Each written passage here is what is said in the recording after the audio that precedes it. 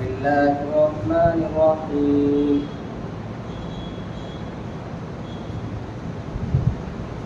يسألونك عن الأنفال قل الأنفال لله والرسول فاتقوا الله وأصلحوا ذات بينكم وأطيعوا الله ورسوله إن كنتم مؤمنين إنما المؤمنون الذين إذا ذكر الله وجلت قلوبهم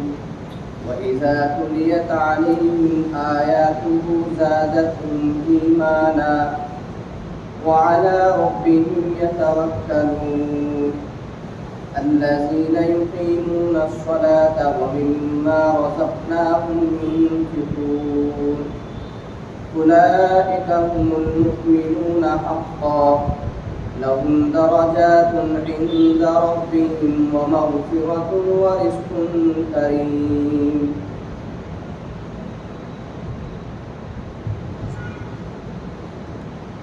محترم سامعین کرام، اللہ تبارک و تعالی نے قرآن مجید کے اندر قیامت تک آنے والے مسائل کا حل بیان فرمایا.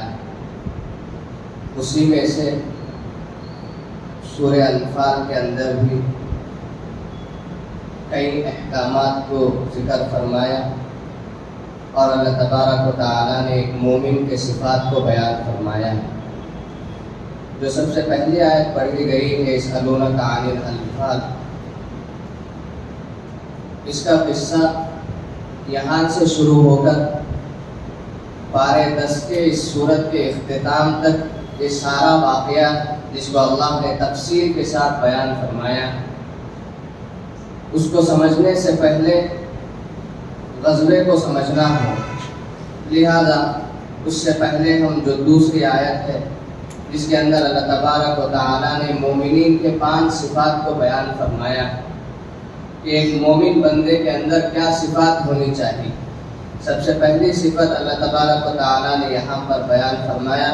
انما المؤمنون الذین اذا ذکر اللہ وجلت قلوبهم. اللہ تبارک و تعالی نے فرمایا کہ جب مومن بندے کے سامنے اللہ کا ذکر کیا جائے تو اس کا دل سہم جائے، کانپ جائے. مفسرین نے یہاں پر اس آیت کی تشریح فرمائی ہے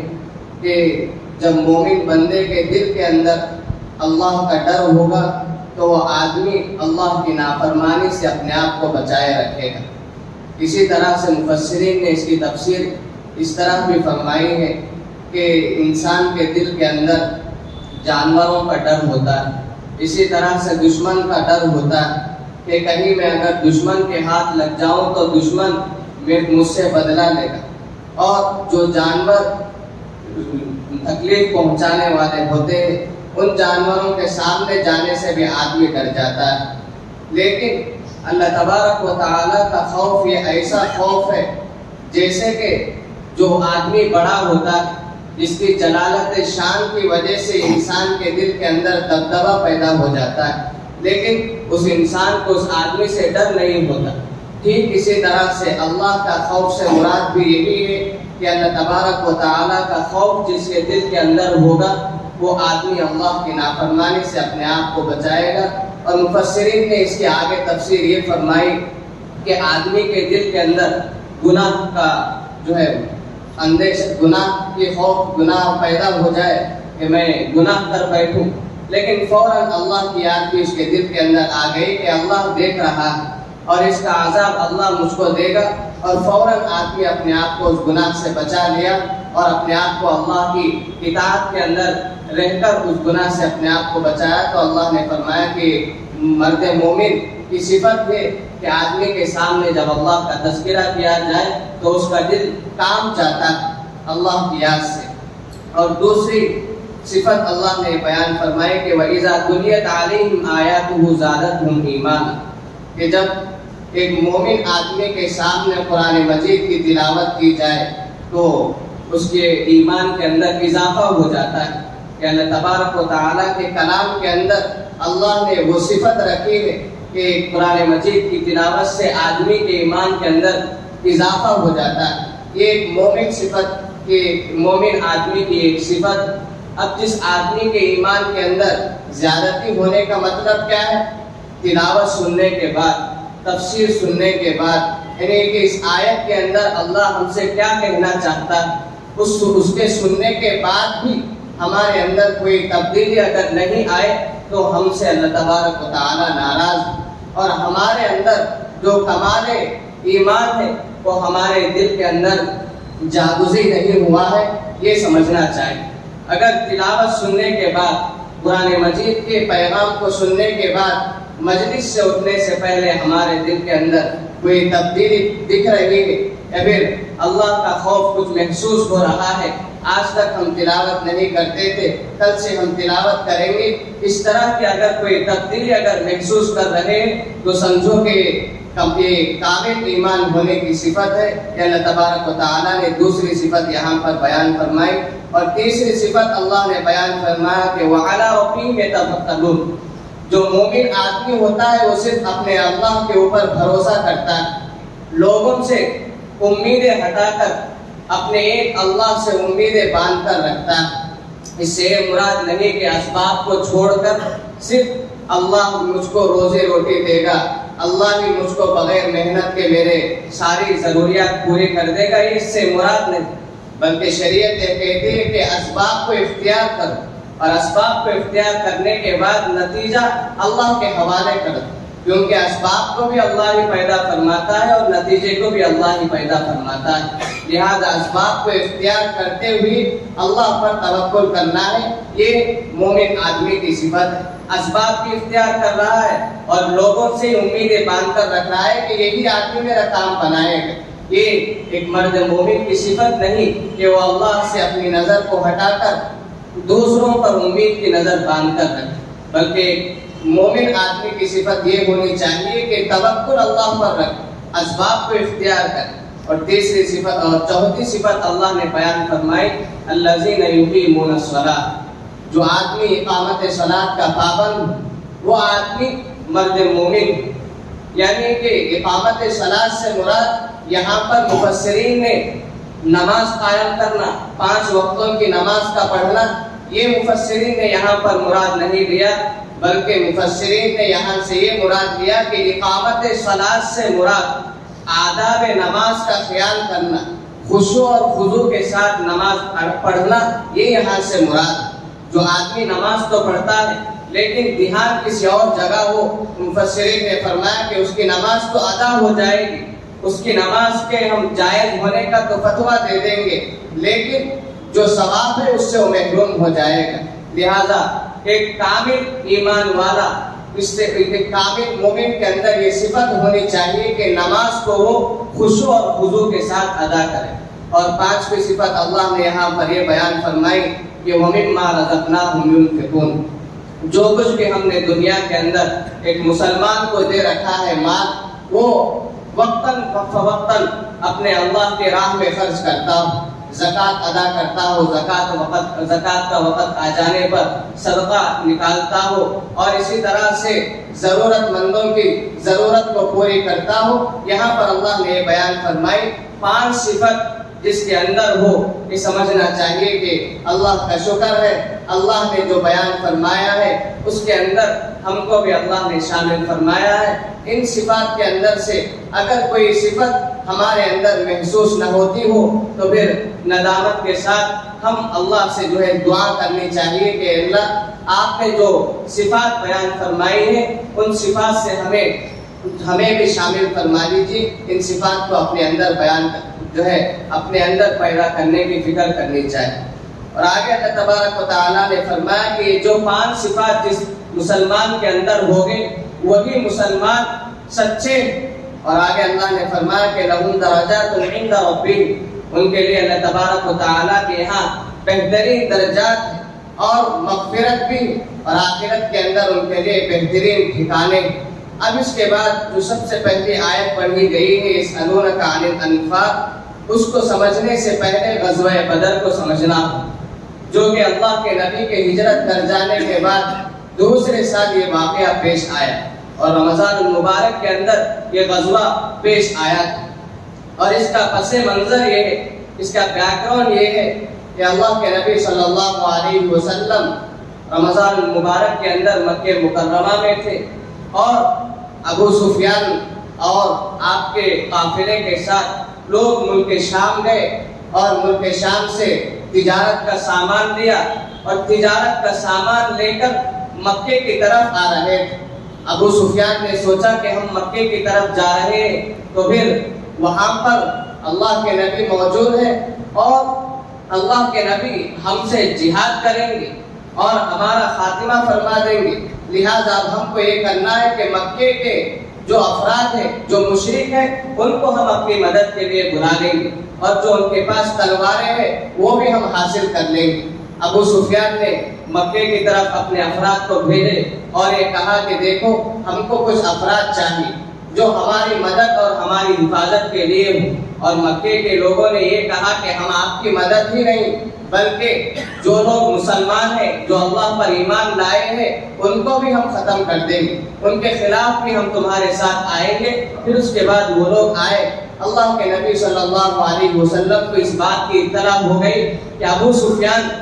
اپنے لشکر کے ساتھ ایمان والوں کو ختم کرنے کے لیے یہاں پر آ رہے. اللہ کے نبی کو جیسے ہی معلوم ہو گیا، اللہ کے نبی سارے صحابہ کو جمع فرمایا، اور سارے صحابہ کو جمع فرما کر یہ فرمایا کہ دیکھو ہم کو غزوے کے لیے نکلنا ہے، کہ فلاں جگہ پر جا کر ہم کو لڑنا ہے، اللہ کے راہ میں جہاد کرنا ہے. لیکن اس وقت کچھ صحابہ راضی نہیں ہوئے، اس لیے کہ موقع رمضان المبارک کا تھا، اور پہلے سے نہیں کہا گیا کہ تم کو فلاں وقت پر غزوے کے لیے، جنگ کے لیے نکلنا ہے، جہاد کرنا ہے، بلکہ اچانک اللہ کے نبی صحابہ کو جمع فرمایا اور کہنے لگے کہ ایک جگہ جا کر جہاد کرنا ہے. اور اللہ کے نبی کی یہ عادت شریفہ تھی کہ آپ کبھی بھی اگر جہاد کے لیے جانا ہوتا تو جس جگہ پر جانا ہے وہ آپ ذکر نہیں فرماتے. مثلا یہاں سے اگر ہم کو حیدرآباد جانا ہے تو ہم لوگ ڈرائیور سے اگر یہ کہتے کہ بھائی فلاں راستے سے ہم کو لے کر چل. اسی طرح اللہ کے نبی کا جو ہے معمول شریف تھا کہ اللہ کے نبی کبھی ذکر نہیں فرماتے.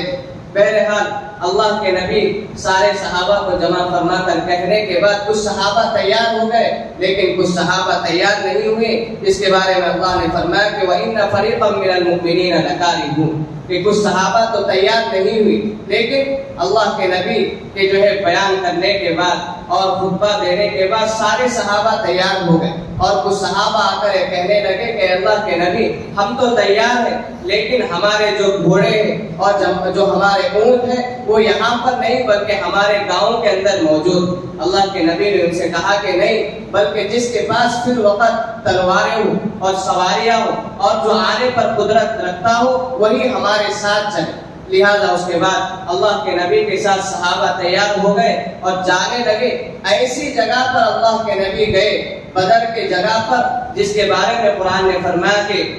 اذ انتم بالعدوۃ الدنیا وهم بالعدوۃ القصوى والركب اسفل منكم. اللہ نے فرمایا کہ مسلمانوں کا لشکر ایسی جگہ پر جا کر وہاں پر اپنا بسیرا کیا جہاں کی زمین بھی ریتیلی، جس کے اوپر چلنا بھی دشوار. اور ابو سفیان کا لشکر ایسی جگہ پر جا کر اپنا بسیرا ڈالا جہاں پر جو ہے پانی کا بھی انتظام ہے، جہاں پر بہترین طریقے سے چلنے کا انتظام کیے. اب صحابہ یہاں پر بسیرا اپنا ڈالا اور ابو سفیان کا لشکر ایسی جگہ پر جہاں آرام ہی آرام ہے. اب اس کے بعد اللہ کے نبی کو پتا چل گیا کہ ہم جو جنگ کی تیاری کیے ہیں وہ ابو سفیان کو پتا چل گیا.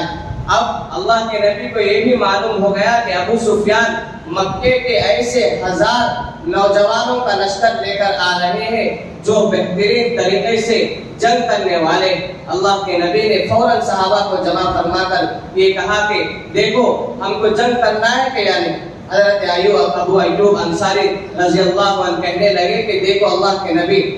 ہم نے پہلے سے بھی تیاری نہیں کی اور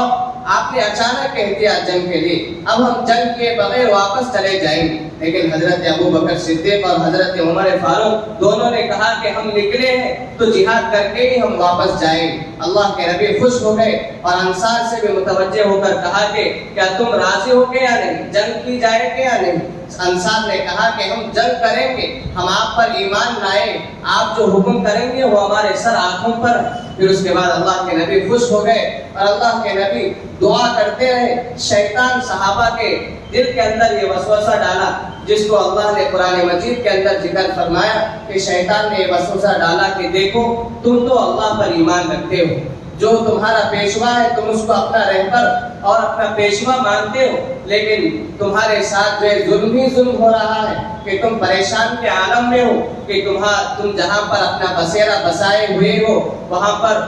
ریتیلی زمین ہے، تمہارے لیے کوئی پانی پینے کا سامان نہیں، کھانے کا سامان نہیں، اور جو تمہارے دشمن ہیں ان کے یہاں سواریاں ہیں، تلواریں ہیں، اور لوگ بھی ہیں، افراد بھی ہیں ان کے ساتھ۔ جیسے ہی شیطان ان کے دل میں یہ وسوسہ ڈالا، اللہ نے قرآن میں فرمایا کہ اِذْ يُغَشِّيكُمُ النُّعَاسَ أَمَنَةً مِّنْهُ وَيُنَزِّلُ عَلَيْكُم مِّنَ السَّمَاءِ مَاءً لِيُطَهِّرَكُم بِهِ، کہ اللہ نے فرمایا کہ فوراً حضرات صحابہ کے اوپر نیند آ گئی اور سارے صحابہ سو گئے۔ پھر اس کے بعد اللہ کے نبی تہجد کے اندر مشغول تھے، آپ کو بھی ہلکی سی اونگ آ گئی، اور اسی اونگ کے اندر اللہ نے آپ کو بتا دیا کہ فلاں جگہ ابو جہل مارا جائے گا، فلاں جگہ یہ آدمی قتل کیا جائے گا، اور فوراً اللہ کے نبی نیند سے وہ بیدار ہو کر یہ آیت پڑھتے ہوئے اپنے سائبان سے باہر آئے کہ سیہزم الجمع ویولون الدبر، کہ جو ہے دشمن پیٹ پھیر کر بھاگے گا، ایسی جنگ ہونے والی ہے۔ اور اللہ کے نبی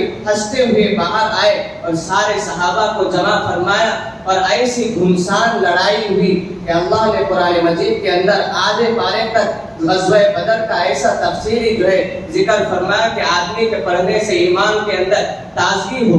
کہ اللہ نے جو ہے جب جیسے جنگ شروع ہو گئی تو سارے صحابہ ڈر گئے، وہاں تو 1000 کا لشکر اور یہاں پر 313، اور ہم میں سے 3 آدمی کے لیے 1 اونٹ ہے، اور وہاں تو ہر آدمی کے ساتھ 1 اونٹ اور ہر ایک کے ساتھ کئی تلواریں، ہمارے پاس تو 2-3 آدمیوں میں سے 1 تلوار۔ صحابہ ڈر گئے۔ فوراً اللہ کے نبی سے اللہ نے فرمایا کہ تم کو ڈرنے کی ضرورت نہیں، فتح تو تمہاری ہو، لِيُحِقَّ الْحَقَّ وَيُبْطِلَ الْبَاطِلَ وَلَوْ كَرِهَ الْمُجْرِمُونَ۔ آج تو یوم الفرقان کا دن، آج حق ظاہر ہو کر رہے گا اور باطل مغلوب ہو جائے اور باطل مٹ جائے گا۔ اللہ کے نبی سے اللہ نے فرمایا کہ ہم تمہاری مدد کے لیے فرشتوں کو بھیجیں گے۔ اللہ کے نبی ہاتھ اٹھائے اور اللہ سے دعا فرمائے کہ اللہ کے اے اللہ، آپ نے مجھ سے وعدہ فرمایا کہ آپ میری مدد فرمائیں گے، آپ اسی وقت میری مدد فرمائیں، ورنہ تو یہ جو مسلمانوں کی جماعت ہے یہ صفحہ ہستی سے مٹ جائے۔ اگر یہ جماعت فنا ہو جائے گی تو آپ کی عبادت کرنے والا کوئی جو ہے اس دنیا کے اوپر نہیں رہے گا، کیونکہ ساری دنیا مشرکوں سے بھری پڑی ہوئی۔ جیسے اللہ کے نبی دعا کیے، آپ دعا کرتے وقت آپ کے جو ہے شانوں سے چادر بھی کھسک گئی، ایسے آپ دعا کے اندر مشغول رہے، جس کو اللہ نے فرمایا کہ اذ تستغیثون ربکم فاستجاب لکم۔ اللہ کے نبی وہاں دعا کر رہے اور صحابہ یہاں پر آمین کہہ رہے، اور حضرت ابو بکر قریب جا کر آپ کی چادر کو اڑایا اور یہ کہنے لگے کہ اللہ کے نبی آپ پریشان نہ ہو، اللہ جو ہے آپ کی مدد فرمائیں۔ پھر اس کے بعد جہاد ہونے لگا، جنگ شروع ہو گئی، اور یہاں پر 1000 اور یہاں صحابہ کی جماعت 313 کی۔ اللہ کی مدد ایسے آئی کہ جب ابو سفیان کا لشکر آگے بڑھنے لگا، وہاں پر ایک قافلہ ہے قبیلہ بنو بکر۔ یہ لشکر یہ سوچا کہ بنو بکر کا قبیلہ تو ہم کو نقصان پہنچائے گا، اب ہم کو جنگ کرنا ہے کہ یا نہیں۔ ابو سفیان کا لشکر یہ سوچا، بنو بکر کا جو سرقہ بن نوفل اس نے شیطان کی شکل اختیار کی، شیطان جو ہے سراقہ بن نوفل کی شکل میں آیا اور ابو سفیان کو کہنے لگا کہ دیکھو تم ڈرنے کی ضرورت نہیں، کیونکہ بنو بکر کا بڑا آدمی میں ہوں، تم لوگ مجھ سے ہی تو ڈر رہے تھے، اب تو میں تمہاری مدد کے لیے آ گیا ہوں۔ اس کے بارے میں اللہ نے فرمایا کہ وَإِنِّي جَارٌ لَكُمْ، اس نے فرمایا کہ میں تمہاری مدد کروں گا، تم جا کر لڑو۔ پھر اس کے بعد جنگ شروع ہونے کے بعد وہ شیطان ان کے ساتھ مل کر لڑ رہا تھا، جیسے ہی آسمان سے اللہ نے فرشتوں کو بھیجا تو وہ سراقہ بن نوفل کی شکل میں جو شیطان آیا ہوا تھا، وہ قریش کے جو لشکر تھا اس کے اندر سے حارث نام کا ایک آدمی، اس کے ہاتھ کے ساتھ ہاتھ ملا کر وہ لڑ رہا تھا. جیسے ہی فرشتوں کی مدد کو دیکھا، فرشتوں کو جیسے ہی اس نے دیکھ لیا، فوراً اس کا ہاتھ چھڑا کر وہاں سے بھاگنے لگا.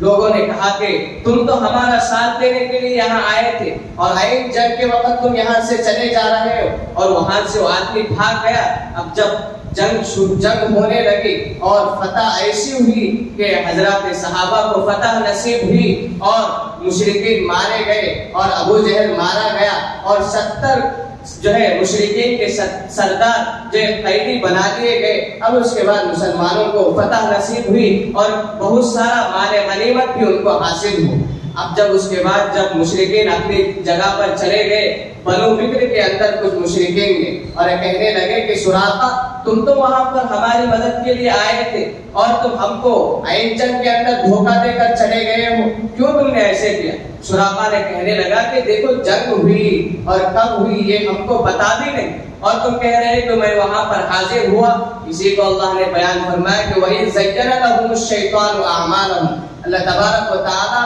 ان کے لیے شیطانوں کو مقرر فرما دی اور صحابہ کے لیے آسمان سے فرشتوں کو نازل فرمایا اور فرشتے وہاں پر حضرات صحابہ کی مدد فرمائے. بعض مفسرین نے اور یہاں پر پارے 9 کے اندر اللہ نے بیان فرمایا کہ اللہ کے نبی صلی اللہ علیہ وسلم جیسے ہی اللہ سے دعا مانگی تو اللہ نے آپ پر آیت کو نازل فرمایا کہ وما رمیت اذ رمیت ولکن اللہ رمی. جبریل آئے اور کہنے لگے کہ آپ مٹی اٹھائیے اور اپنے دشمن کی طرف پھینکیے. اللہ کے نبی مٹی اٹھائے اور تینوں کونوں پر پھینکا. دشمن آپ صلی اللہ علیہ وسلم کو دیکھنے سے خاسر آ گئے. پھر اس کے بعد یہ جنگ کو فتح نصیب ہوئی اور مال غنیمت ہاتھ آیا. اب اس کے بعد مال غنیمت ہاتھ آنے کے بعد اب تک جہاد کے احکامات اللہ نے قرآن میں نازل نہیں فرمائے، کیونکہ غزوہ بدر یہی اسلام کا پہلا غزوہ. اب اس کے بعد یہ معرکہ جیسے ہی ہوا یہاں سے مال غنیمت بھی ملا اور جہاد کے احکامات بھی نازل ہوئی. جیسے ہی مال غنیمت حضرات صحابہ کے ہاتھ آ گیا، سارے صحابہ کچھ صحابہ اللہ کی نبی کی حفاظت کے اندر لگ گئے اور کچھ صحابہ مال غنیمت کو جمع کرنے کے اندر لگ گئے اور کچھ صحابہ دشمن سے لڑنے کے اندر لگ گئے. اور اس کے بعد سارا قصہ ختم ہونے کے بعد سارے صحابہ اکٹھے ہو گئے اور کہنے لگے کہ مال غنیمت کے حقدار تو ہم ہیں، اس لیے کہ ہم نے اللہ کے نبی کی حفاظت کی پہرہ داری تو ہم نے دی، لہذا ہم زیادہ حقدار. اور کچھ صحابہ کہنے لگے کہ نہیں، مال غنیمت کے تو ہم اصل حقدار. کیوں؟ اس لیے کہ ہم نے مال غنیمت کی حفاظت کی. اور کچھ صحابہ آئے اور کہنے لگے کہ ہم زیادہ حقدار ہیں، اس لیے کہ ہم نے دشمنوں کے چھکے چھڑائے. تب جا کر یہ جنگ فتح نصیب ہوئی اور ہم صحابہ کو غلبہ نصیب ہوا. پھر اللہ کو ناپسندیدہ عمل، اس لیے کہ حضرات صحابہ کی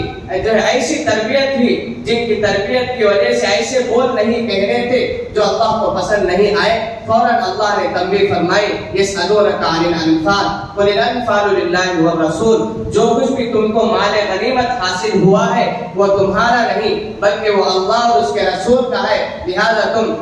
اصلاح کی بات کرو اور سچی پکی توبہ کر لو. یہاں پر اللہ نے یہی ارشاد فرمایا کہ فاتقوا اللہ واصلحوا ذات بینکم، کہ تم اللہ سے ڈرو اور جو کچھ بھی تم کو مال غنیمت حاصل ہوا وہ اللہ اور اس کے رسول کا ہے. پھر اس کے بعد سارے صحابہ اللہ کے نبی کے حوالے کر دیا مال غنیمت کو. اب مال غنیمت ہاتھ آ گیا، لیکن اب مال غنیمت کی تقسیم کیسے کی جائے اس کو بھی اللہ نے آگے بیان فرمایا کہ وَاعْلَمُوا أَنَّمَا غَنِمْتُم مِّن شَيْءٍ فَأَنَّ لِلَّهِ خُمُسَهُ وَلِلرَّسُولِ وَلِذِي الْقُرْبَى وَالْيَتَامَى وَالْمَسَاكِينِ وَابْنِ السَّبِيلِ. کہ اللہ نے بیان فرمایا کہ مال غنیمت تو اللہ اور اس کے رسول کا، لیکن تفصیل کے ساتھ بیان نہیں فرمایا. تو آگے اللہ نے بیان فرمایا کہ مال غنیمت کے 5 حصے بنائے جائیں. 4 حصے مجاہدین کے اندر تقسیم کر دیے جائے جنہوں نے جہاد کیا ہے، جنہوں نے لڑا، اور ایک حصہ اللہ اور اس کے رسول کا. اللہ کا حصہ ہونے سے کیا مراد ہے؟ یہاں پر اللہ کا حصہ ہونے سے مراد اللہ کا حصہ ہونا یعنی کہ رسول کا حصہ ہونا. اب رسول اللہ کا حصہ ہونے سے مراد رسول اللہ صلی اللہ علیہ وسلم اپنے لیے بھی مال غنیمت استعمال کر سکتے، اور کن کن لوگوں کے لیے استعمال کر سکتے؟ وللرسول ولذی القربى، اور جو نبی کے رشتہ دار ہیں، رشتہ داروں پر مال غنیمت اس لیے حلال ہے. ایک تو یہ کہ آپ آپ کے اوپر ایمان لائے، اور دوسرا اقامت دین کی وجہ سے ان کے لیے بھی مال غنیمت حلال، اور اسی طرح سے آگے تیسرا وہ لوگ ہیں وَلِذِي الْقُرْبَى وَالْيَتَامَى، جو یتیم ہے، وَالْيَتَامَى وَالْمَسَاكِينَ، اور جو مسکین ہے ان کے لیے بھی مال غنیمت کا حق ہے۔ اور آگے اللہ نے فرمایا کہ وَالْمَسَاكِينَ وَالْجَارِ ذِي الْقُرْبَى، کہ جو ہے جو یتیم اور غریب ہے، مسکین ہے، ان کے لیے بھی مال غنیمت ہے۔ یہ اللہ نے کس کس کا حصہ ہے اس کو بیان فرمایا۔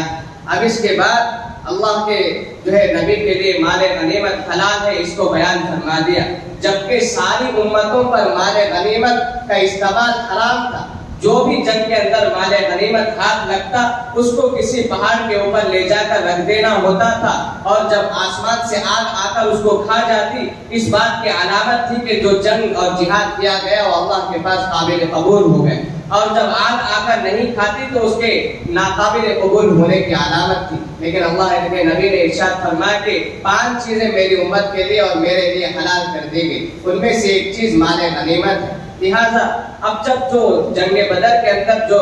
مشرکین قیدی بنا دیے گئے، اب 70 سردار قیدی بنا دیے گئے،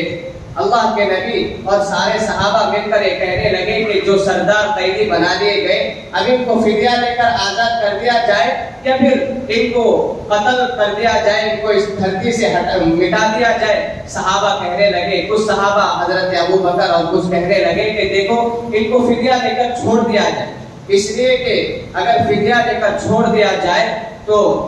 جو یہ آزاد کر دیے جائیں گے تو امید ہے کہ آگے چل کر یہ لوگ اسلام قبول کر لیں گے۔ کچھ صحابہ کہنے لگے، جس کے اندر سے حضرت عمر فاروق بھی تھے، کہنے لگے کہ نہیں، ان کو قتل کر دیا جائے، اور اللہ کو بھی یہی پسند تھا کہ ان کو قتل کر دیا جائے۔ ما کان لنبی ان یکون له اسرى حتى یسکن فی الارض، کہ اللہ نے فرمایا کہ ان کو صفحہ ہستی سے مٹا دیا جائے، جبکہ فدیہ دے کر ان کو آزاد کر دینا یہ بھی جائز صورت تھی، لیکن اللہ کو وہاں پر یہ زیادہ پسند یہ عمل تھا کہ ان کو قتل کر دیا جائے اور ان کی شان و شوکت کو ختم کر دیا جائے۔ فوراً اللہ نے فرمایا کہ تم کیسے سمجھ بیٹھا کہ میں جو ہے تمہارے لیے فدیے کو حلال کر دیا ہوں اور فدیہ لے کر چھوڑ دیا جائے، تم کیوں دنیا کے اغراض کے پیچھے پڑے ہو؟ تريدون عرض الدنیا، اور میں تو آخرت کو چاہتا ہوں، واللہ یرید الآخرہ۔ فوراً اللہ حضرات صحابہ کی سرزنش فرمائی، اور فوراً اللہ تبارک و تعالی اپنے نبی پر اس آیت کو نازل فرما کہ لولا کتاب من اللہ سبق لمسکم، کہ جو ہے اگر تمہارے لیے مال غنیمت حلال نہیں ہوتا تو آسمان سے تمہارے اوپر عذاب آ جاتا، لیکن اس آیت کو میں نے لوح محفوظ کے اندر پہلے سے لکھ رکھی ہے، اسی لیے تمہارے اوپر عذاب نہیں آیا۔ اللہ کے نبی تو یہاں پر حدیث کے اندر ارشاد فرمایا کہ میں نے عذاب کو دیکھا کہ عذاب ہمارے قریب تک آ گیا، لیکن یہ آیت لوح محفوظ کے اندر لکھی ہوئی رہنے کی وجہ سے عذاب ہم سے ٹال دیا گیا۔ اور آگے اللہ نے فرمایا کہ فَكُلُوا مِمَّا غَنِمْتُمْ حَلَالًا طَيِّبًا، کھاؤ، تمہارے لیے میں نے مال غنیمت کو حلال کر دیا۔ اور واتقوا اللہ، اللہ سے ڈرتے رہو۔ یہ غزوہ بدر کا واقعہ تھا، اور اسی غزوہ بدر کے اندر اللہ نے حضرات صحابہ کے اوپر کئی نعمتوں کا جو ہے اظہار فرمایا۔ ایک نعمت تو اللہ نے یہ بیان فرمائی کہ حضرات صحابہ کو اونگ عطا فرمائی، نیند کے اندر مبتلا کر دیا۔ اسی لیے فرماتے ہیں کہ جہاد کے اندر نیند کا آ جانا یہ امن اور اطمینان کی علامت، اور نماز کے اندر نیند کا آ جانا یہ شیطان کی طرف سے، لہذا یہ ایک پہلی نعمت تھی۔ اور غزوہ بدر کے اندر دوسری نعمت، بارش ایسے آئی صحابہ کے لیے زمین پر چلنا دشوار تھا، ایسی بارش ہوئی کہ حضرات صحابہ کے لیے زمین پر چلنا آسان ہو گیا، اور مشرکین کے لیے وہاں پر چلنا اور وہاں سے نکلنا بھی دشوار ہو گیا۔ یہ دوسری نعمت تھی۔ اور تیسری نعمت اللہ نے آسمان سے فرشتوں کو نازل فرمایا، اور چوتھی نعمت یہ تھی کہ جو ہے اللہ تبارک و تعالیٰ نے ایسی مدد کی کہ 313 تھے لیکن وہاں پر 1000 تھے۔ چوتھی نعمت اللہ نے یہ فرمائی کہ جو ہے اگر تمہارے اندر سے ایک صحابی بھی اگر ثبات قدمی کے ساتھ رہیں گے، یعنی کہ آگے بڑھ کر لڑیں گے، تو ایک کے اندر 10 لوگوں کی طاقت ہم دے دیں گے. اگر 10 لوگ جو ہے مضبوطی کے ساتھ لڑنے والے ہوں گے تو وہ 100 کے برابر ہوں. اگر 100 جو ہے لڑنے والے ہوں گے تو جو ہے ہم 1000 کی طاقت ان کو دے دیں گے. کیا ہوگا اگر 200 ہوں گے تو ہم ان کو 2000 کے برابر کر دیں گے. یہ اللہ کی طرف سے نعمت ہے. اور آگے اللہ نے پارے 10 کے اندر ارشاد فرمایا کہ یا ایھا النبی قل لمن فی ایدیکم من الاسری ان یعلم اللہ فی قلوبکم خیرا یؤتکم خیرا مما اخذ منکم ویغفر لکم. اللہ نے یہاں پر جو آیت اللہ نے ارشاد فرمائی اس کا شان نزول یہ ہے کہ اللہ کے نبی کے پاس جب غزوہ بدر کے 70 سردار قیدی بنا کر لائے گئے اس کے اندر سے حضرت عباس رضی اللہ عنہ جو اللہ کے نبی کے چچا تھے. آپ تو ایمان لائے تھے لیکن آپ نے اظہار نہیں فرمایا تھا. اور جو غزوہ بدر کے لیے ابو سفیان کا لشکر جو مکے سے لوگوں کو لا رہا تھا وہ لشکر جو ہے لوگوں کو زبردستی لا رہا تھا کہ ہمارے ساتھ تم چلو, ہمارے ساتھ تم کیسے نہیں چلے. اس کے اندر سے حضرت عباس بھی آ گئے اور کئی سارا مال آپ اپنے گھر سے اٹھا کر لائے تھے. سارا مال اٹھا کر لائے اور بچا کچا مال اپنے بیوی کو اور اپنے بچوں کو دے رکھا کہ دیکھو اگر میں واپس نہ آؤں تو اس مال کے ذریعے سے اپنا جو ہے زندگی کا بسیرا کر لینا, اور اگر میں آؤں تو میں کماؤں گا. لیکن آپ جو ہے جیسے ہی مال لائے اور سارا مال غنیمت کے اندر آ گیا. اب اس کے بعد اللہ کے نبی حضرت عباس سے کہنے لگے کہ دیکھو تم آزاد ہونا چاہتے تو فدیہ دو اور تم آزاد ہو جاؤ. اللہ کے نبی سے حضرت عباس رضی اللہ عنہ کہنے لگے کہ دیکھو اگر میں نے سارا مال تم کو دے دیا ہے اسی کے اندر سے فدیہ بھی لے لو. اللہ کے نبی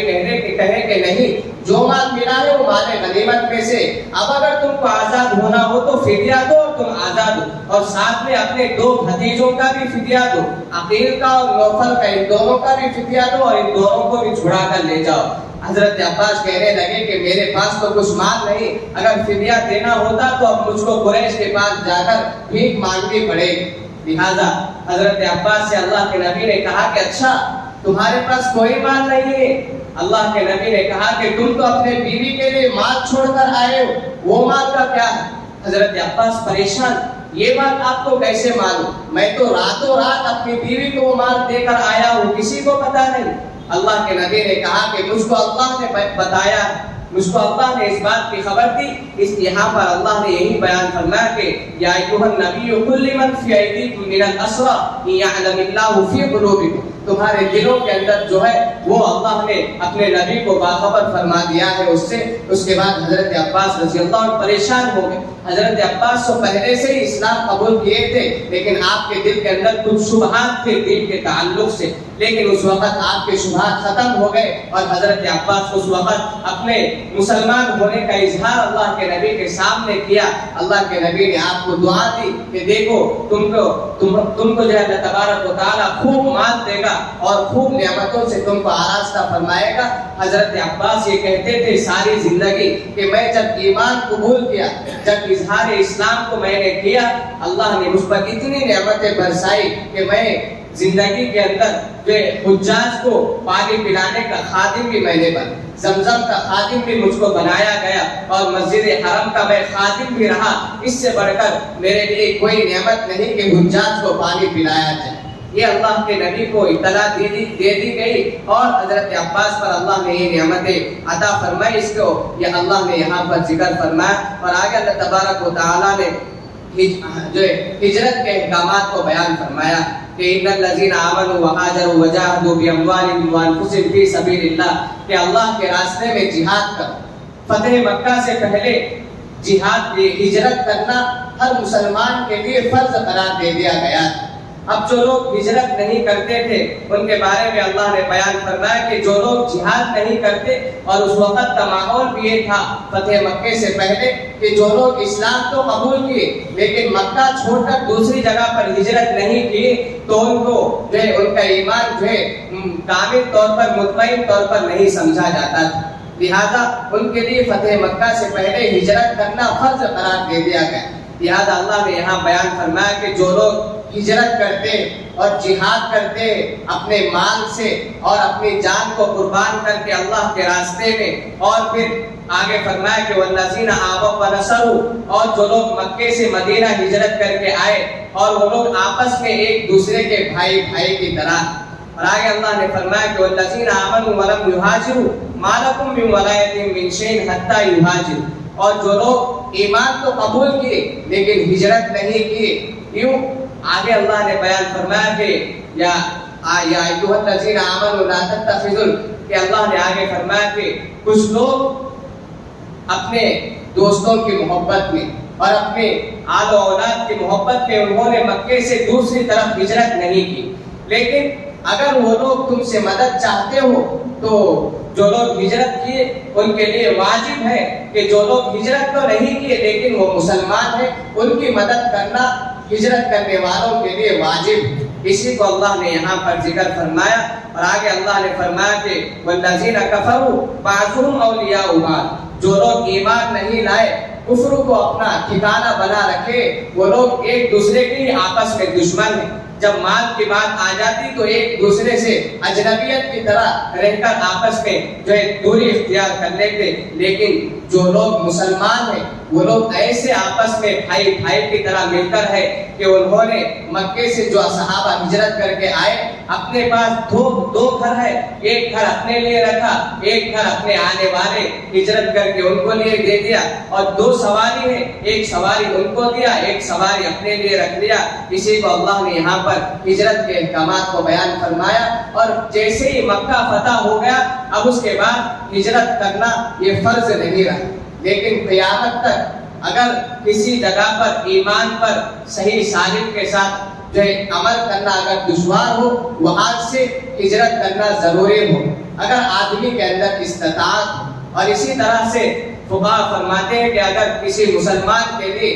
ایسی جگہ پر رہنا مناسب نہیں ہے جہاں پر جو بے حیائی ہو، اور وہاں سے اگر ہجرت کرنے کا اوپر قدرت رکھتا ہو تو وہاں سے ہجرت کرنا مستحب قرار دیا ہے۔ اور آگے اللہ نے آخر میں بیان فرمایا کہ وَأُولُو الْأَرْحَامِ بَعْضُهُمْ أَوْلَىٰ بِبَعْضٍ فِي کتاب اللہ، کہ حضرات صحابہ جو ہجرت کر کے آئے مکے سے مدینہ ان کے درمیان ایسی محبت آ گئی کہ آپس میں ایک دوسرے کے ساتھ بھائی بھائی بن کر رہتے، کہیں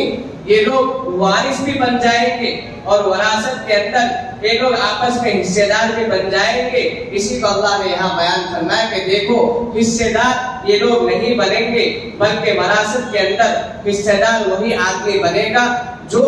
آپ کے رشتہ داروں میں سے ہوگا، آپ کے خونی رشتے میں سے ہوگا، اسی طرح سے آپ کے بھائی کے اندر سے یا پھر اسی طرح سے جو دیگر رشتہ داروں کے اندر سے جو ہوگا وہی آپ کے وراثت کا حصہ دار ہوگا۔ ہجرت کر کے جو صحابہ آئے ہیں وہ آپ کے جو ہے وراثت کے اندر حصہ دار نہیں ہوں گے، یہ اللہ نے بیان فرمایا۔ اب اس کے بعد سورہ توبہ جو شروع ہو رہی ہے کہ جو ہے اللہ تبارک و تعالیٰ نے ہر سورت کے شروع میں بسم اللہ کو نازل فرمایا، لیکن سورہ توبہ کے شروع کے اندر بسم اللہ نازل نہیں فرمایا۔ حضرات صحابہ جب اس کی تلاوت فرماتے تھے سورہ انفال کے بعد سورہ توبہ تو بغیر بسم اللہ کے اس کو شروع کر دیا کرتے تھے، لیکن فقہاء فرماتے ہیں کہ اگر کوئی آدمی سورہ انفال کے بعد سورہ توبہ اگر شروع کر رہا ہے تو اس کے لیے یہ ضروری ہے کہ وہ بغیر بسم اللہ پڑھے کہ سورہ توبہ کو شروع کرے۔ اگر کوئی آدمی سورہ توبہ شروع کر رہا ہے تو اس کے لیے ضروری ہے کہ اعوذ باللہ بھی پڑھے اور بسم اللہ بھی پڑھے۔ اب اس کے بعد جو سورہ توبہ کی جو ابتدائی آیتیں اس کا شان نزول یہ ہے کہ اللہ کے نبی صلی اللہ علیہ وسلم اپنی جو ہے آپ جو ہے عمرے کے لیے جا رہے تھے، آپ کو روک دیا گیا عمرے سے، اور مکے کے افراد نے کہا کہ تم اس وقت عمرے کو نہیں جا سکتے۔ سن 6 ہجری کے اندر آپ کو روک دیا گیا۔ اب اس کے بعد آپ کے جو ہے مابین یہ صلح ہوئی کہ ہمارے ساتھ جو قبیلہ اگر ہمارے ساتھ حلیف بننا چاہتا ہے تو ہمارے ساتھ حلیف بن جائے، اور جو مسلمانوں کا حلیف بننا چاہتا ہے وہ مسلمانوں کا حلیف بن جائے۔ لہذا اللہ کے نبی کے ساتھ ایک قبیلہ ہو گیا، پھر اس کے بعد ان کے ساتھ قریش کے لشکر کے ساتھ، مشرکین کے لشکر کے ساتھ بنو بکر شامل ہو گئے۔ اب 1 سال کے بعد دوسرے سال اللہ کے نبی اپنا عمرہ جو گزشتہ سال چھوڑ گیا تھا اس عمرے کو ادا کرنے کے لیے آپ جو ہے حرم تشریف لے گئے اور آپ وہاں پر عمرہ ادا کر کے واپس آنے کے 6-7 مہینوں کے بعد بنو بکر رات کے رات جو ہے جو اللہ کے نبی کے ساتھ جو ہے جو قبیلہ ہو گیا تھا وہ اس کے اندر گھس کر اس قبیلے کے اندر جا کر بنو بکر راتوں رات جو ہے مسلمانوں کے خلاف سازشیں کرنا شروع کر اور بنو بکر مسلمانوں کے خلاف یہ منصوبہ بناتے وقت انہوں نے یہ سوچا کہ اللہ کے نبی تو دور مقام پر ہے، ان کو پتہ نہیں چلے گا کہ ہم آپ کے جو حلیف ہے ہم نے ان کے ساتھ جو ہے غداری کا معاملہ کیا ہے، ہم نے وعدہ توڑ دیا ہے۔ لیکن اللہ کے نبی کو پتہ چل گیا کہ بنو بکر جو معاملہ کیا ہے، جو وعدہ ہم سے کیا ہے وہ توڑ دیا ہے۔ مفسرین نے بیان فرمایا کہ یہ وعدہ اور یہ معاہدہ 10 سال کا تھا، لیکن انہوں نے 17-18 مہینے کے بعد ہی اپنا معاہدہ توڑ دیا۔ اللہ کے نبی کو جیسے اس بات کی اطلاع ہوئی، اللہ کے نبی صحابہ کو جمع فرمایا اور صحابہ کو جمع فرما کر جو ہے جنگ لڑنے کے منصوبے بنائے اور تیاریاں شروع کر دی۔ ابو سفیان کو اور دوسروں کو پتہ چل گیا کہ ہم نے جو وعدہ توڑا ہے اس بات کی اطلاع اللہ کے نبی کو ہو گئی ہے اور اللہ کے نبی ہمارے خلاف لڑنے کے لیے تیار ہو گئے۔ ابو سفیان کو پریشانی لاحق ہو گئی اور اسی طرح سے لشکر کو بھی پریشانی ہو گئی کہ اللہ کے نبی آئیں گے تو فتح انہی کی ہو۔ اب اس کے بعد ابو سفیان اللہ کے نبی کے صحابہ کے پاس گئے اور یہ کہنے لگے کہ ہم نے جو وعدہ توڑا ہے اس وعدے کو ہم پھر سے نبھانے کے لیے تیار ہو گئے، پھر سے ہم کو ایک مرتبہ موقع دے دیجیے۔ اللہ کے نبی کے صحابہ سے جب اس بات کو کہا گیا تو سارے صحابہ کہنے لگے کہ تم نے کئی مرتبہ وعدوں کو توڑا ہے، اب ہم سے کوئی وعدہ کرنا نہیں ہوگا۔ پھر اس کے بعد اللہ کے نبی صلی اللہ علیہ وسلم سن 8 ہجری کو 10 رمضان المبارک کو آپ مکے کے اندر سارے صحابہ کے ساتھ آئے اور جیسے ہی اللہ کے نبی صحابہ کے ساتھ مکے کے اندر آئے تو سارے مشرکین اپنے تلواروں کو آپ کے قدموں کے اندر ڈال دیے اور سارے لوگ جو ہے جھک گئے اور دشمنوں کا لشکر مغلوب ہو گئے اور اللہ کے نبی کو جو فتح مکہ نصیب ہوا اور یہی بات مکہ فتح ہونے کی تھی۔ اب اس کے بعد جیسے ہی مکہ فتح ہو گیا اللہ کے نبی پر یہ آیت نازل ہوئی کہ براءۃ من اللہ ورسولہ الی الذین عاہدتم من المشرکین، کہ جو ہے فسیحوا فی الارض 4 اشہر واعلموا انکم غیر معجز اللہ وان اللہ مخزی الکافرین، کہ اللہ اور اس کا رسول تم سے برات اختیار کرتا ہے اس لیے کہ تم لوگوں نے جو وعدہ کیا ہے تم نے اس سے منہ پھیر لیا ہے اور وعدہ پورا کرنے سے پہلے تم نے وعدہ توڑ دیا ہے۔ اب جو وعدہ کیے تھے ان میں سے 4 قسم کے مشرکین تھے۔ ایک تو وہ تھے جو کہ مکے اور حدود حرم ہی کے اندر تو تھے، لیکن پہلے قسم کے وہ افراد تھے، وہ لشکر تھا جنہوں نے کچھ سالوں کے لیے معاہدہ کیا ہوا تھا اور انہوں نے یہ وعدہ توڑ دیا تھا، لہذا ان کے بارے میں اللہ نے یہ حکم نازل فرمایا کہ دیکھو یہ اشہر حرم کا جو ہے مہینہ چل رہا ہے، یعنی اس کے اندر کوئی قتال نہیں ہوگا، کوئی جنگ نہیں ہوگی، لہذا اب یہ جو ہے مقدس مہینہ گزرنے کے بعد جنہوں نے وعدہ توڑا ہے اب یہ لوگ یہ مہینہ گزرنے کے بعد حدود حرم سے چلے جائیں، ورنہ تو ان کو جہاں ہم ان کو پائیں گے وہیں پر ان کو قتل کر دیے جائیں گے۔ اور دوسرا وہ گروہ جنہوں نے وعدہ تو کیا لیکن انہوں نے وعدہ نہیں توڑا، اللہ نے ان کے بارے میں فرمایا کہ جنہوں نے وعدہ کیا ثم لم ينقصوكم شيئا، کہ اللہ نے فرمایا کہ فاتموا الیہم عہدہم الی مدتہ، جنہوں نے وعدہ تو کیا لیکن معاہدہ توڑا نہیں، اب ان کے لیے معاہدہ پورا کرنے تک ان کو حدود حرم کے اندر جو ہے رکھا جائے۔ اور تیسرا اور چوتھا وہ گروہ تھا جنہوں نے وعدہ تو نہیں کیا لیکن ان کے لیے کوئی متعین وقت بھی نہیں تھا، لہذا ان کے بارے میں فرمایا کہ 4 مہینے ان کو مہلت دی جائے، 4 اشہر، کہ ان کو 4 مہینوں کی مہلت دی جائے، اس کے بعد ان کو جو ہے حدود حرم سے اور جزیرۃ العرب سے نکال دیا جائے۔ اس طرح کے اللہ کے نبی پر یہ آیت نازل ہوئی۔ پھر اس کے بعد اللہ کے نبی صلی اللہ علیہ وسلم ان کے سامنے یہ آیتیں پڑھ کر سنا دی۔ یہاں پر اللہ کے نبی اور اللہ چاہتے تو اسی وقت مشرکین کو جو ہے قتل کر دیتے، لیکن اللہ تبارک و تعالیٰ اتنے عدل و انصاف کو پسند فرماتے کہ کسی پر کوئی زیادتی نہ، اگر چاہتے تو مشرکین کو ختم کر دیا جاتا، لیکن اچانک ان کو جزیرۃ العرب سے نکال دیا جائے تو وہ لوگ جا کر کہاں پر رہیں گے، کہاں پر اپنا ٹھکانہ بنائیں گے؟ ان کے ساتھ بھی تو ان کی بیویاں ہیں، ان کی اولادیں، ان کے گھر کے اندر بھی تو جوان لڑکیاں ہیں۔ اس کو مد نظر رکھتے ہوئے شریعت نے ان کو کسی کو 4 مہینوں کی مہلت دی، کسی کو یہ مقدس مہینہ گزرنے کے بعد فوراً وہاں سے نکل جانے کا حکم دیا۔ یہ مقدس مہینہ ختم ہونے کے فوراً بعد نکل جانے کو وہ لشکر کو حکم دیا گیا جنہوں نے وعدہ کیا اور راتوں رات اس قبیلے کے اندر آ کر مسلمانوں کے خلاف سازشیں کی۔ لہٰذا ان کے لیے کہا گیا کہ مہینہ ختم ہوتے فوراً یہاں سے ان کو نکال دینا چاہیے، لیکن جنہوں نے وعدہ نہیں توڑا، معاہدے تک ان کو رہنے کا حکم دیا گیا، اور جو معاہدہ تو کیے لیکن ان کے لیے میعاد متعین نہیں، ان کے لیے کہا گیا کہ 4 مہینے یہاں پر ان کو رکھا جائے۔ یہ آیت اس وقت نازل ہوئی، اور آگے اللہ تبارک و تعالیٰ نے ارشاد فرمایا کہ وَإِنْ أَحَدٌ مِّنَ الْمُشْرِكِينَ اسْتَجَارَكَ فَأَجِرْهُ حَتَّى يَسْمَعَ كَلَامَ اللَّهِ۔ اب تم لوگ جزیرۃ العرب سے مشرکین کو نکال دیا جا رہے ہیں، لہذا اب وہ لوگ دین کی بات سمجھنے کے لیے اگر تمہارے پاس آنا چاہتے ہو تو ان کو تم اپنے پاس رکھو۔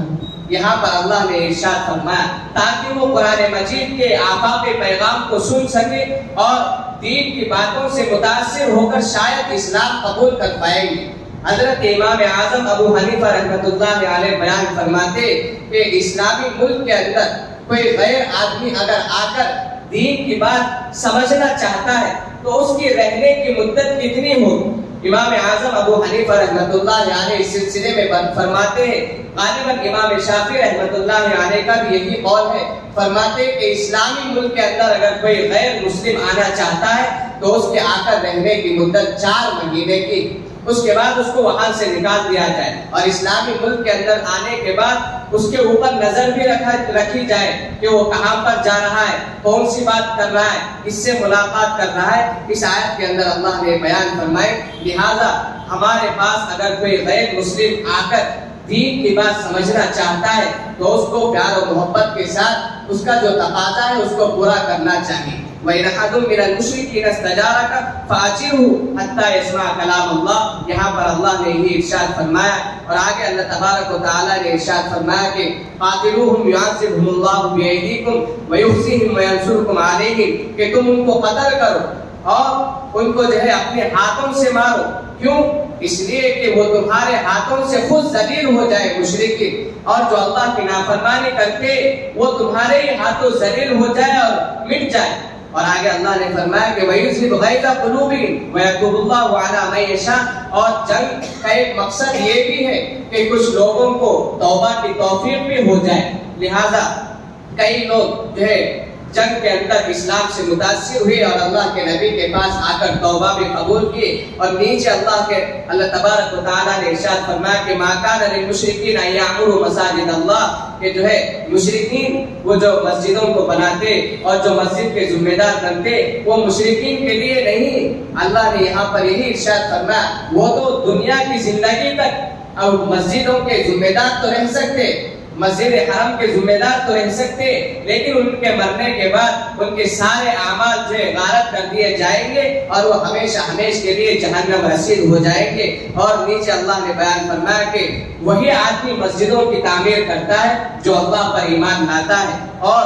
نماز کی پابندی کرتا ہے اور جو زکوٰۃ ادا کرتا ہے، اور جو آدمی اللہ سے ڈرتا ہے وہی آدمی مسجد کی تعمیر کر سکتا ہے۔ یہاں سے کچھ مسائل کو ذکر فرمایا ہے، ایک تو یہ کہ مَا كَانَ لِلْمُشْرِكِينَ کے اندر یہ بیان فرمایا، اس کی تفسیر مفسرین نے یہ بیان فرمائی ہے کہ مسجدوں کی تعمیر، یہاں پر تعمیر سے جو مراد لیا ہے مفسرین نے بیان فرمایا کہ مسجد کا متولی اور مسجد کا ذمہ دار غیر مسلم کو نہیں بنایا جائے گا، مسجد کا متولی مسلمان ہی کو بنایا جائے گا۔ اس آیت سے مفسرین نے یہ تفسیر فرمائی۔ اور دوسری آیت انما یعمر مساجد اللہ کے اندر بیان فرمایا مسجد کو مسلمان ہی بنا سکتا ہے، مسلمان کے علاوہ کوئی آدمی بنا نہیں سکتا، لیکن فقہاء نے بیان فرمایا کہ اگر کوئی غیر مسلم اگر مسجد کے لیے مدد کرتا ہے، کوئی چندہ دیتا ہے تو اس کا چندہ لینا جائز ہے، اور اس کی جو مدد ہے مدد کی رقم لینا بھی جائز ہے، اگر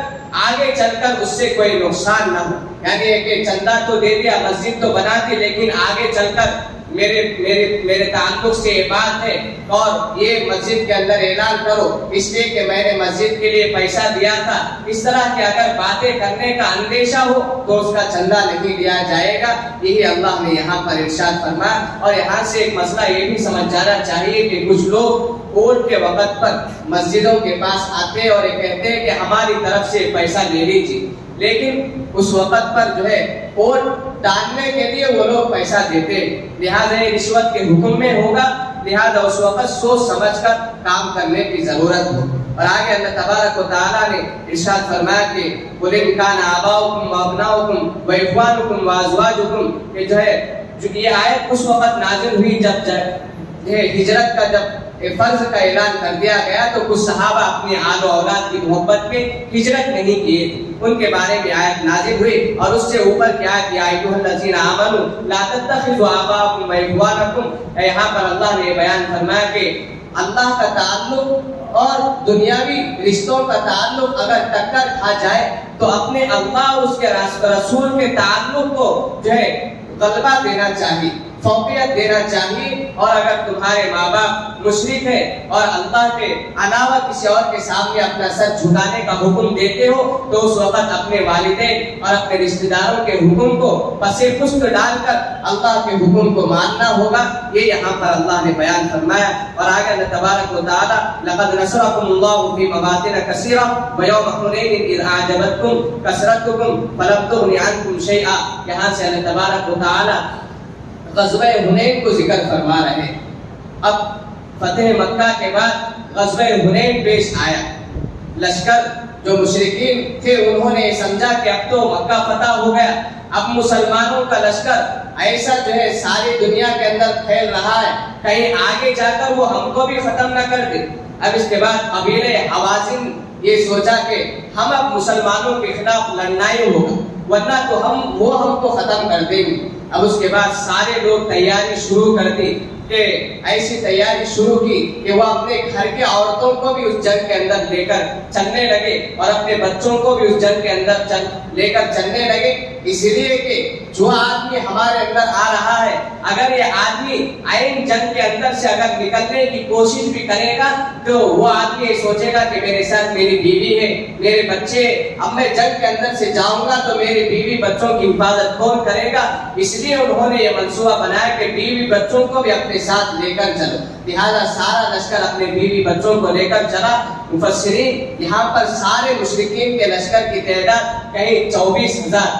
کہیں 28,000، کہیں 26,000 کے لشکر کی تعین بتائی، لیکن اس کے اندر سے لڑنے والوں کی تعداد 4,000 کی تھی. اور وہاں پر اللہ کے نبی کو پتا چل گیا کہ مشرکین ہمارے خلاف لڑنے کے لیے تیاری شروع کر دی ہے. اللہ کے نبی بھی سارے لوگوں کو جمع کر کے تیاری شروع کر دی اور مسلمانوں کا لشکر 14,000 کا تھا، وہاں 4,000 یہاں 14,000. اب سارے صحابہ سمجھ گئے کہ دیکھو ہمارا لشکر تو 14,000 کا ہے اور ان کا لشکر 4,000 کا ہے، لہذا لشکر کی زیادتی ہماری ہے، فتح بھی ہماری ہوگی. اب یہ اللہ کو جو ہے یہ پسند نہیں آیا. فوراً مشرکین کا لشکر ان کے اوپر ایسا حملہ بول بیٹھا کہ دن جو ہے رات کے اندر تبدیل ہو گئی. اب اس کے بعد کچھ صحابہ واپس ہو کر بھاگنے لگے. اللہ کے نبی ایک اکیلے آگے بڑھنے لگے اور حضرت عباس رضی اللہ عنہ سے کہنے لگے کہ حضرات صحابہ کو آواز دو جنہوں نے اللہ کو ایک مانا ہے، جنہوں نے مجھ پر ایمان لایا ہے. حضرت عباس ایسی آواز دی کہ آپ کی آواز بجلی کی طرح گونجنے لگی اور سارے صحابہ وہاں پر اکٹھے ہو گئے اور ایسے حضرات صحابہ لڑے. وہاں پر بھی اللہ کی مدد نازل ہوئی کہ ثم انزل اللہ سکینتہ علی رسولہ وعلی المؤمنین وانزل جنودا لم تروها، کہ اللہ تبارک و تعالی غزوہ حنین کے اندر بھی فرشتوں کو نازل فرمایا اور فرشتے آ کر مشرکین سے جو ہے جنگ کی اور حضرات صحابہ کی مدد کی. اور پھر اس کے بعد بہت سارا مال غنیمت ہاتھ لگا اور کئی لوگ اللہ کے نبی کے پاس آ کر توبہ بھی قبول کیے. جس کے بارے میں اللہ نے آگے فرمایا ثم یتوب اللہ من بعد ذلک علی من یشاء. کچھ لوگ مارے گئے اور مسلمانوں ہی کو فتح نصیب ہوئی اور اللہ تبارک و تعالی نے سرداروں میں سے 14,000 قبیلے بنو حوازن کے 14 سردار اللہ کے نبی کے پاس آئے اور اللہ کے نبی سے کہنے لگے کہ اللہ کے نبی جن لوگوں کا آپ نے قیدی بنا لیا ہے اس میں سے ہمارے رشتہ دار کی اور جو مال آپ کو مال غنیمت ہاتھ لگا ہے اس میں سے ہمارا بھی مال ہے, ہمارے پاس کوئی چیز کھانے پینے کے لیے نہیں ہے, آپ ہم کو عطا فرما دیجیے, ہم آپ کے سامنے عاجزی کے ساتھ مانگ رہے ہیں. پھر اس کے بعد اللہ کے نبی سارے صحابہ کو جمع فرمایا اور یہ کہنے لگے کہ دیکھو یہ تمہارے بھائی جنگ کے اندر لڑ رہے تھے لیکن یہ 14 سردار اب یہاں پر آ گئے ہیں, توبہ کر لیے ہیں اور مسلمان ہو گئے ہیں. بتاؤ اب ان کا مال واپس کر دیا جائے کہ یا نہیں؟ ان کے جو لشکر کو ہم نے قیدی بنا رکھا ہے ان کو واپس کر دیا جائے کہ یا نہیں؟ صحابہ کہنے لگے کہ اللہ کے نبی آپ کا جو حکم ہے ہم اس کو پورا کر بیٹھیں گے. لیکن اللہ کے نبی رحمت للعالمین تھے اور عدل انصاف کے پیکر تھے. اللہ کے نبی لشکر کے اور سرداروں کو جمع فرمایا اور یہ کہنے لگے کہ کچھ لوگوں کے ہاتھ اڑ جانے سے کافی نہیں کہ سارے لوگ راضی ہو گئے, لہذا تم لوگ سردار اپنے قبیلے کے افراد کے پاس جاؤ اور سب کی رضا لے کر میرے پاس آؤ. اور وہ سردار گئے اور ہر فرد سے ہر صحابی سے یہ پوچھا کہ اللہ کے نبی جو کام کرنے چاہ رہے ہیں کیا تم اس سے راضی ہو گئے یا نہیں؟ سارے صحابہ راضی ہو گئے اور ان کے سارے مال کو واپس کر دیا گیا اور ان کے لشکر کو بھی واپس کر دیا گیا. اور آگے اللہ نے بیان فرمایا کہ یا ایھا الذین آمنوا انما المشرکون نجس, کہ اب مکہ فتح ہونے کے بعد وہاں سے جزیرۃ العرب سے سارے مشرکین کو نکل جانے کا حکم اللہ کی طرف سے. جو پیچھے ہم نے سنا ہے کہ 4 مہینوں کے بعد کسی کو مقدس مہینہ گزرنے کے بعد اور کچھ لوگوں کو میعاد مکمل ہونے کے بعد, اب اس کے بعد اللہ کے نبی حضرت علی کو اور حضرت ابو بکر کو دونوں کو یہ کہا کہ جاؤ یہ حج کے دنوں میں جاؤ اور سارے لوگوں میں اعلان کر دو کہ آنے والے سال یعنی 10 سن ہجری کو کوئی آدمی حدود حرم کے اندر جو حج کرتے ہوئے ہم کو نظر نہ آئے. اگر ہم کو حدود حرم میں اور جزیرۃ العرب کے اندر اگر کوئی مشرک اگر ہم کو نظر آئے گا تو ہم اس کو قتل کر دیں گے. حضرت علی اور حضرت ابو بکر گئے اور ان کے اندر اعلان کر دیا اور سارے حدود حرم کو پاک کر دیا گیا. یہاں پر یہی فرمایا کہ بعد عام ھذا, اس سال کے بعد کوئی مشرک ہم کو حدود حرم کے اندر نظر نہیں آنا چاہیے. یہاں سے 2-3 مسئلے یہ سمجھ لینا چاہیے کہ یہاں تو اللہ نے فرمایا کہ مشرک آدمی ناپاک ہے, اب اس کو حدود حرم کے اندر آنا جائز نہیں ہے. اب اس زمانے کے اندر حدود حرم کے اندر غیر مسلم کا جانا کیسا ہے؟ فقہا فرماتے ہیں کہ اگر کوئی آدمی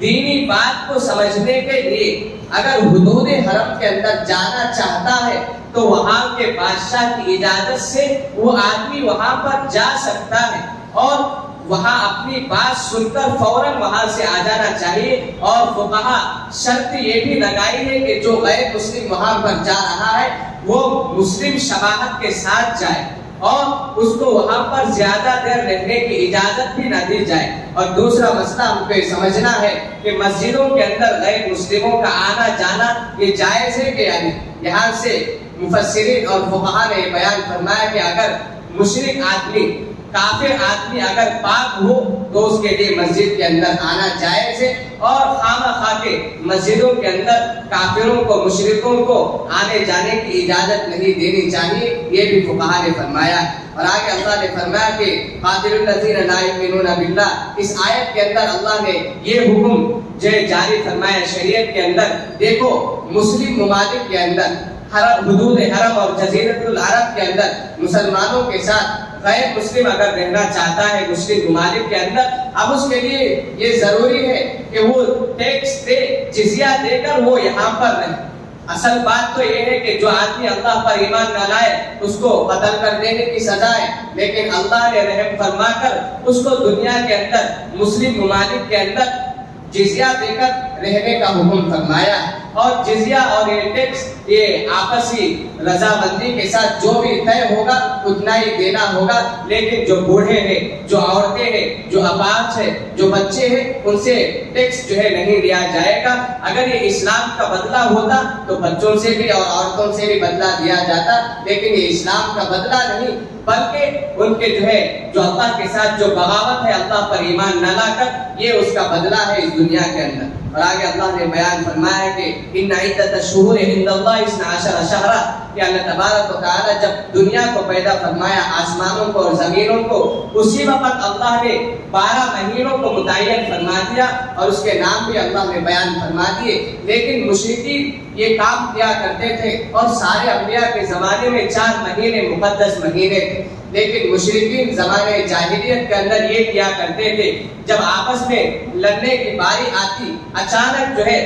محرم کا مہینہ آتا تو وہ لوگ یہ کہتے کہ دیکھو یہ مہینہ محرم کا نہیں بلکہ سفر کا مہینہ ہے، سفر کے بعد محرم آئے گا۔ وہ لوگ مہینوں کے اندر اپنی طرف سے جو ہے تبدیلیاں پیدا کرتے تھے۔ سال 12 مہینوں کا ہوتا تو اس کو 14 مہینے کہہ دیتے تھے۔ اب وہ لوگ یہ بھی کہا کرتے تھے کہ اب اس سال کے اندر جو ہے محرم کا مہینہ نہیں آیا ہے، آنے والے سال محرم کا مہینہ آئے گا۔ اسی کو اللہ نے یہاں پر بیان فرمایا کہ دیکھو جو 12 مہینے اس کو میں نے آسمان اور زمین بناتے وقت ہی میں نے اس کو جو ہے لکھ دیا ہے اور بیان فرما دیا ہے، اس کے اندر تم اپنی طرف سے مشرکین کی طرح تبدیلی مت کرو اور اس کے اندر زیادتی نہ کرو، ورنہ تو تم اپنے آپ کے اندر ظلم کرنے والے بن جاؤ گے۔ اور آگے اللہ تبارک و تعالیٰ نے ارشاد فرمایا کہ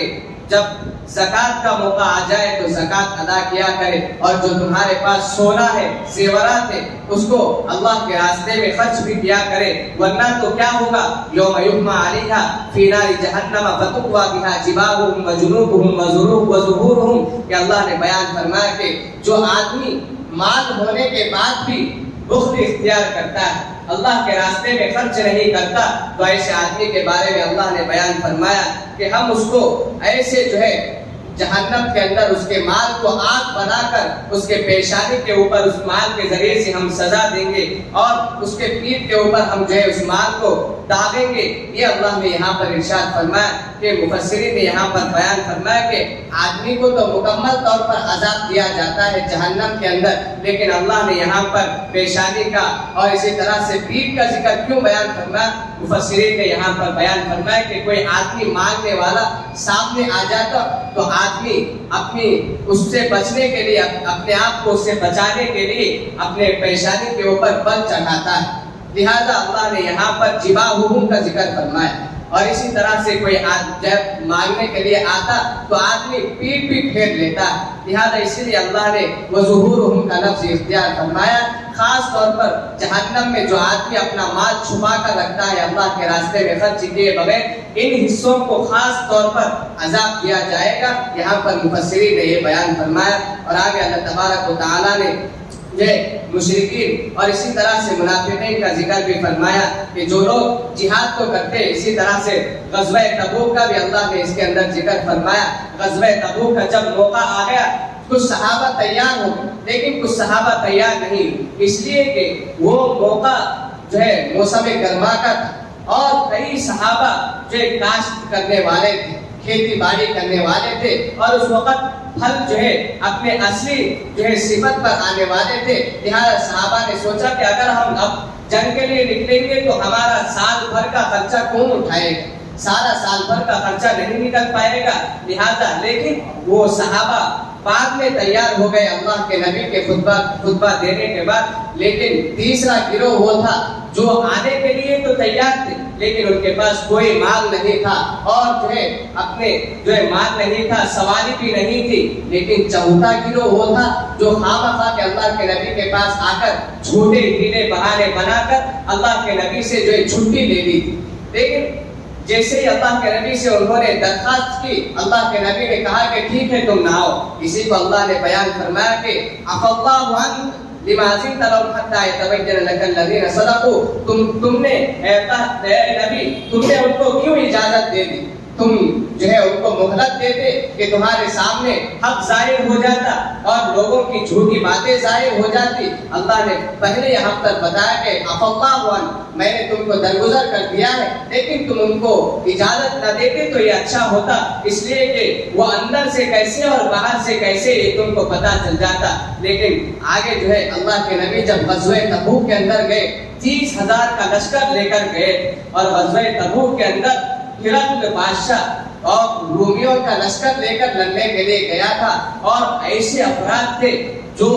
پہلے سے لڑنا سیکھ رکھے تھے اور بادشاہ روم سے جو ہے وہ لوگ تربیت یافتہ تھے اور جنگجو وہ لوگ لشکر تھا ان کا. جیسے وہاں گئے، یہاں صحابہ کا 30,000 کا لشکر اور جو پہلے سے تربیت یافتہ تھا، کیسے لڑا جائے، تلوار کیسی چلائی جائے، کہاں پر اپنے سواریوں کو کیسے بھگایا جائے، یہ انہوں نے پہلے سے سیکھ رکھا تھا اور ان کی تعداد 40,000 کی تھی. جیسے ہی ہرقل کو پتا چل گیا کہ اللہ کے نبی 30,000 لشکر کے ساتھ تبوک کے اندر آ گئے ہیں، فوراً اس کو پریشانی ہو گئی. سارا لشکر وہاں پر آئے بغیر ہی اپنے وطن پر چلے گئے اور اللہ کے نبی وہاں پر 20 دن تک اس مقام پر رہے اور واپس چلے گئے. اور پھر اس کے بعد اللہ کے نبی واپس آنے کے بعد کچھ صحابہ مذاق اڑاتے تھے کہ جو ہے جو صحابہ آپ کے راہ میں مال خرچ کیے، کوئی آدمی تھوڑا مال لا کر دے دیا 1-2 روپیہ سے کیا کام چلے گا، اس طرح کہہ کر مذاق اڑاتے تھے.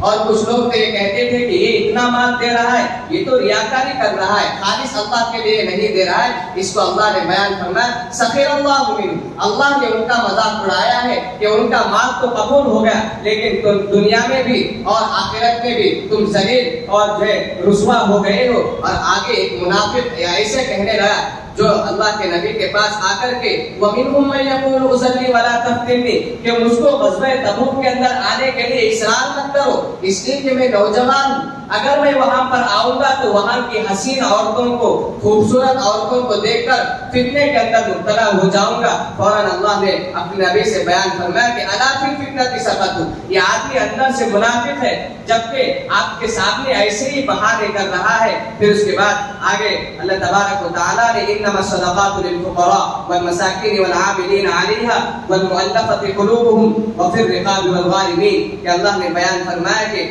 منافقین یہ کہا کرتے تھے کہ یہ نبی تو مال جب اس کے پاس آتا ہے تو جس کو جتنا دینا ہے اتنا نہیں دیتا، اپنی من مانی اپنے تعلقات کی بنیاد پر مال کو تقسیم کرتا ہے. جیسے ہی منافقین یہ کہنے لگے، سوچنے لگے، اللہ نے فوراً ان آیتوں کو نازل فرمایا کہ جو تمہارے درمیان نبی مال کو تقسیم کرتا ہے یہ اپنی طرف سے نہیں بلکہ اللہ کی طرف سے پہلے سے حصے جو ہے تقسیم کر دیے گئے ہیں، اس کے متعلق یہ نبی جو ہے حصوں کو تقسیم کرتا ہے. لہذا آگے کی آیت میں زکوٰۃ کس کس کو دی جائے، اس کو اللہ نے بیان فرمایا. نمبر 1 فقیر جس کے پاس کچھ بھی نہ ہو وہ زکوٰۃ کا مستحق ہے، اور دوسرے نمبر پر مسکین جس کے پاس مال تو ہو لیکن جو ہے برابر نہ ہو اس کو بھی زکوٰۃ دی جائے، اور تیسرے نمبر پر عاملین یعنی کہ جس کو اسلامی حکومت نے زکوٰۃ وصول کرنے کے لیے طے کر دیا ہے اس کو دی جائے، اور چوتھے پر مؤلفۃ قلوب یعنی کہ یہ اسلام آنے کے وقت جب اسلام شروع کا زمانہ تھا اس وقت پر جو نوجوان مسلمان ہوتے تھے ان کو زکوٰۃ کا مال بھی دیا جاتا تھا تاکہ وہ اور اپنے دین کے اندر مضبوط ہو جائے. لیکن اس وقت تو اسلام اپنی شان و شوکت کی مضبوطی کو پہنچ چکا ہے، اب یہ حکم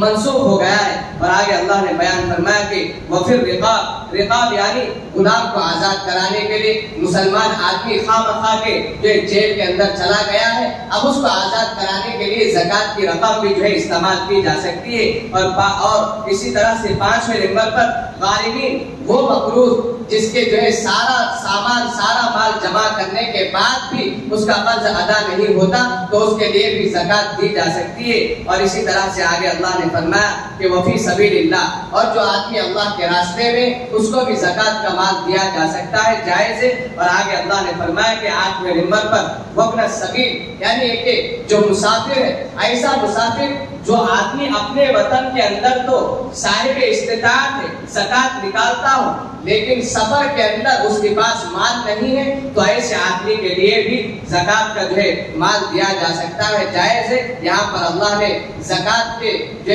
حصوں کو بیان فرمایا کہ زکوٰۃ کن کن کو دی جائے، اور آخر میں اللہ تبارک و تعالیٰ نے بیان فرمایا وَلَا تُصَلِّ عَلَىٰ أَحَدٍ مِّنْهُمْ مَاتَ أَبَدًا، اے اللہ، اے نبی، آپ جو ہے منافقین کی نماز جنازہ مت پڑھیے۔ اوپر اللہ کے نبی سے کہا گیا کہ آپ منافق کی جنازہ پڑھیں یا نہ پڑھیں، آپ ان کے لیے استغفار کریں یا نہ کریں، لیکن ان کو ثواب تو نہیں پہنچے گا، لیکن اللہ کے نبی ان کے لیے استغفار کیا کرتے تھے، اس لیے کہ آگے چل کر کوئی آدمی اسلام قبول کر سکتا ہوگا، یہ امید تھی اللہ کے نبی کو۔ لیکن اللہ نے آگے یہ حکم کہہ دیا کہ ولا تصلی علی، اللہ کے نبی ایک منافق کی نماز جنازہ پڑھی، اللہ کے نبی پر فوراً یہ آیت نازل ہوئی کہ اللہ کے نبی آپ آئندہ سے کسی منافق کی نماز جنازہ نہ پڑھیے۔ اب اس کے بعد اللہ کے نبی اپنی ساری حیات طیبہ کے اندر کبھی بھی کسی منافق کی نماز جنازہ نہیں پڑھی، اور آخر میں اللہ تبارک و تعالیٰ نے جو غزوہ تبوک کے اندر جو صحابہ نکلنے کے لیے تیار تو تھے، لیکن ان کے پاس کوئی سواری نہیں، وہ لوگ ایسے واپس ہوئے، روتے ہوئے واپس ہوئے کہ جو اس کے بارے میں اللہ نے فرمایا کہ ان کی آنکھوں سے آنسو جاری ہوئے، لیکن وہ لوگ کامیاب ہیں۔ اور آگے اللہ نے بیان فرمایا جو منافق تھے، اندر سے منافق اور اوپر سے مسلمان ہونے کا اظہار کر رہے تھے، ایسے لوگ جو ہے گھر کے اندر عورتوں کی طرح بیٹھ کر رہنے والوں کی طرح بیٹھ کر رہ جائے، اسی کو اللہ نے بیان فرمایا۔ یہ پارے 10 اور سورہ انفال سے لے کر پارے 10 کے ختم تک کا مختصر سی تفسیر تھی۔ اللہ تبارک و تعالی ہم سب کو کہنے سننے سے زیادہ عمل کی توفیق عنایت فرمائے، اور جو کمی کوتاہی ہو گئی ہے اس کو اللہ تبارک و تعالی اپنے فضل سے، اپنے کرم سے درگزر فرمائے۔ سبحان ربک رب العزت عما یصفون، سلام علی المرسلین والحمد للہ رب العالمین۔